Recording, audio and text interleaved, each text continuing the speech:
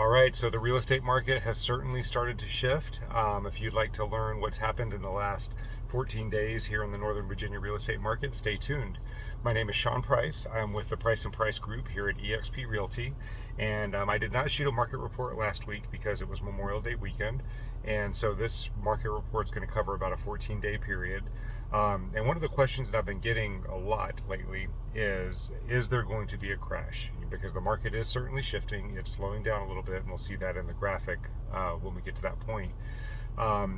My opinion is that it's really hard to predict what the market's going to do. I've seen a lot of clients over the last 2 years trying to play the market, trying to hold off because they knew a crash was coming and that we were in a bubble.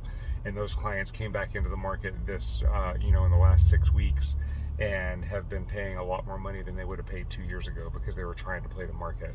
So my opinion is don't play the market. My opinion is use current data, do the best you can, make your decisions, and always realize that real estate can be a very forgiving process. If you do buy at what turns out to be in the short term at the wrong time, then as long as you hold the house long enough and the appreciation comes back, then you don't lose money.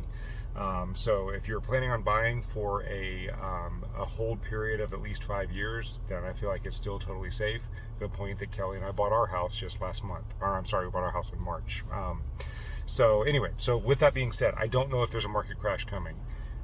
The slowing down of the market is an artificially induced slowing based on inflation, based on increased gas prices, based on interest rates being raised, based on all these different external sources that have happened, has caused the market to slow. Had these things not occurred, then the market would still be going crazy like gangbusters. So these things are occurring and it is slowing the market down, but the mechanics behind the market are different because the fact of the matter is that people are still looking. The buyers are still out there. They're just lowering their price points because of the stock market losses and because of the raised interest rates. They've lost some buying power, but the buyers are still out there looking. And the other thing is that inventory is really, really low. Even though the activity is slowing down a little bit, inventory is still significantly low. So with those things in mind, I don't think there's going to be a significant crash. I do see the market calming down. My opinion is that it's going to flatten, but I don't think it's going to crash. But take that for all it's worth. I am not a predictor, or I guess you call it a predictor. I am not a forecaster. But the experts that I do study, they say similar things, that they don't expect there to be a huge real estate market crash because of the decreased inventory. So we'll see what happens. So the best thing that we can do is we can see what's going on using leading factors versus lag factors, which means things that are giving us accurate current information versus looking at houses sold, because that's at least 30 to 45 days old. We look at these leading measures so that we can best strategize for the decisions that we make today, and I think that's the best we can do.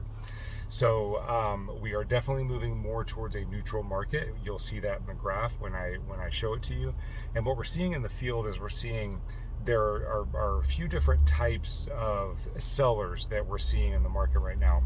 So we're seeing a lot of sellers that are still thinking that it's the same market that it was 6 weeks ago. They've been hearing all the stories of all their friends, how they put that property on the market for a really high price and they sold it for even more than that. And so the strategy has been, you would take your most recent sale, you would add 10 to 20%. They would slap that on the market no matter the condition of the property, and it would still sell for above that. Then the next house would come on, set that new price as the base point, add 10 to 20% no matter the condition, and they would get above it. So it's been this stair stepping. And the sellers that are coming into the market right now have been hearing these stories, so they're pricing their property 20% above the last sale, the actual comp value. And what's happening is, because of the decreased demand in buyers, they're not paying that increased price. So we're seeing houses that are starting to sit for a week, 2 weeks, 3 weeks, and then the sellers are starting to drop their prices down, and they're getting close to that last sales price. So what's happening is market values on the houses aren't dropping. The market values are actually approaching the appraised values, because remember, appraised value is historical, market value is current. And when the market was climbing so quick, market value was always higher. But now they're approaching that appraised value. So we're entering that phase where market and appraised value are getting more accurate. So when you see price reductions happening, it's almost a guarantee that that property was overpriced. So for a seller, what that means for you is you really have to pay attention to condition, location, and price. You cannot change location, so you have to price your property appropriately for the condition of the property. So here's what we're seeing: prices that are properties that are priced too high using that stair step strategy, they're reducing down, and once they get close to that market value, they're selling pretty well. Properties that are being put on at market value but don't have the condition to support that market value, they're actually worth, condition wise, they're worth less down here. They're sitting on the market and they're starting to come down, and as they hits that condition appropriate price, they're starting to sell. The sellers that are paying attention and realize what the market is and putting the money in to get that property up to its pristine condition are still getting top dollar. And when those properties hit the market, they're still getting multiple offers and they're still moving extremely quickly.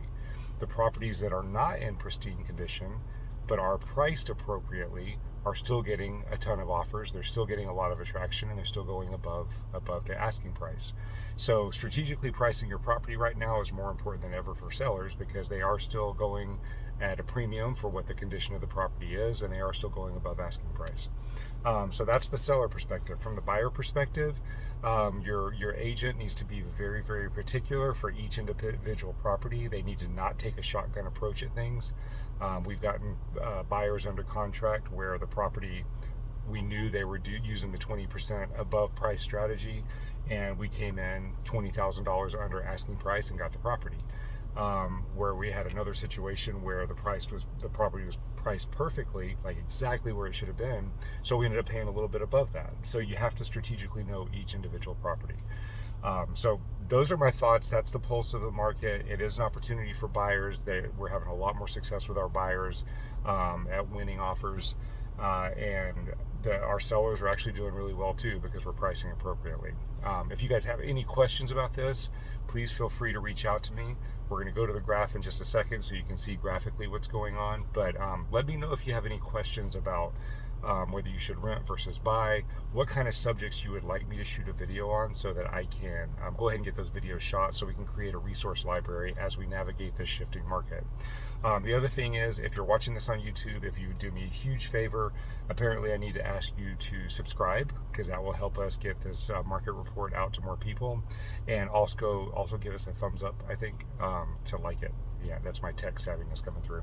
But anyway, if you guys would do that for me, I would really appreciate it. We'll see you on next week's market report, and please let me know if you need anything. All right, here we go. Let's go to the graph. Here we go with the graphic part of this, the market report. So you can see, again, as I mentioned, I did not do a report for Memorial Day weekend. So this is for the last 2 weeks. And so you can see in the last 2 weeks, we've had a decrease in buyer activity of 38% and a decrease of inventory of 38% as well. So you can see that overall, we were on an upward trajectory of market activity. And since the increase in interest rates and the inflation and gas prices and all that started occurring, which is right around here, you can see that we've kind of been decreasing market activity. There are still transactions that are happening, but it is certainly moving in a lower level with that.